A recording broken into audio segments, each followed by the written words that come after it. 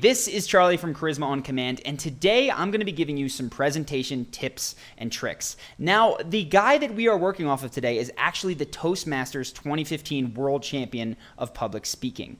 This does, though, apply to a presentation that you would give in any setting, whether it's in work or elsewhere. Because when you stand in front of a group of people, whether you're talking about macroeconomics or the forecasted revenue, or you're telling a story like this guy, you must captivate their attention first. And that's one of the things that we're going to focus on today. So let's get started.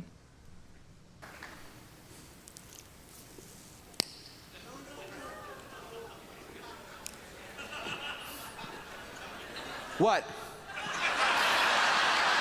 So this is so huge. How does he start off his speech? There are two big things going on here. One, he starts with a prop, and sometimes that can feel hokey and you're like, well, how do I do that in a business setting? The truth is, anything that is a physical object that people do not understand why you're doing it, whether you're holding some sort of piece of fruit as a metaphor, I've seen people do that, whatever it is, if you have a physical object, that helps to capture people's attention. And you're going to see that this is the most critical thing at the start of a speech. He does it in multiple ways, because when you get up there and start to speak in front of people, you have about 10 seconds to capture their attention and captivate them before they tune out completely. So you must do something interesting. Secondly, impeccable timing. This guy is so deliberate, so slow, he commands the stage. So that's just something to look out for the rest of this video. All you all think smoking kills? So another quick thing, and I'm going to play this back again just so you can see it all together. You need to get audience interaction absolutely within the first minute. You see a lot of speakers do this. It can feel hackneyed, but they ask people to, show of hands, who's seen this before? Show of hands, who's heard of something? You must get the audience moving and speaking and responding to you if you want them to listen and to engage with what you are saying. He does it very cleverly by asking a provocative question. So I'm just going to go back and play that all over again so you can see it together.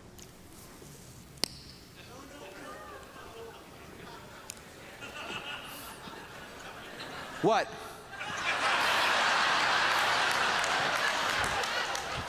All you all think smoking kills? So now they are interested and hooked, and he can begin to get into it. Let me tell you something. Do you know that the amount of people dying from diabetes are 3 times as many people dying from smoking? Yet if I pulled a Snicker bar, nobody would say anything. Again, 2 more great examples. He is dedicating basically the first minute of his speech to engaging with the audience. And he does that a number of ways we've covered, but also humor. He makes sure that there are jokes in that first minute. So he's got another belly laugh here. And then that provocative question that he's asking you, you think this? Well, guess what? And now he's going to reveal something else. Do you know that the leading cause of lung cancer is not actually a cigarette? Prop again, captivates attention. It's your DNA. You could smoke for years and nothing will ever happen to you. This whole war against smoking is just to restrict the farming of tobacco. Mr. Contest Chair, fellow Toastmasters and guests, I use these arguments, even though I just made them up,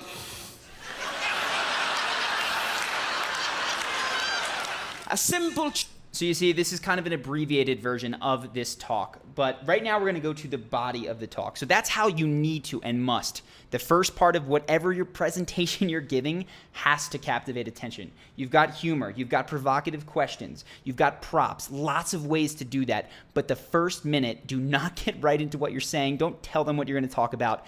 Capture their attention. So here, now we're more in the body of his speech, in the body of his presentation.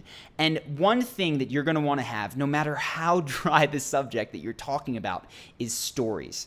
Because people, the human brain, did not evolve to digest and connect with statistics, right? You can talk about global warming or world hunger and how many millions and billions and hundreds of thousands, but the human brain is not persuaded by that. What is persuasive is individual anecdotes. And even though it's a logical fallacy, if you want to move people emotionally, you need to tell the stories of individuals. And this is what he does right here. Choice of word can make a difference between someone accepting or denying your message. You can have a very beautiful thing to say, but say it in the wrong words and phew, it's gone. So here he makes his point, and now he's about to launch into a story. That's a great way. Bounce back and forth between general point, demonstrating story, or even start with demonstrating story. What's the point? My friend Nasser, he loved his father, idealized his father. He would do anything to make him happy.